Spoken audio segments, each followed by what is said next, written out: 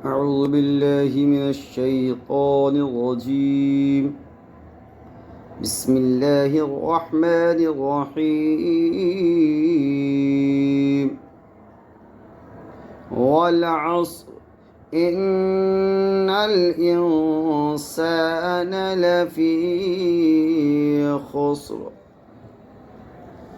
إلا الذين آمنوا وعملوا الصالحات وتواصوا بالحق وتواصوا بالصبر صدق الله العظीम।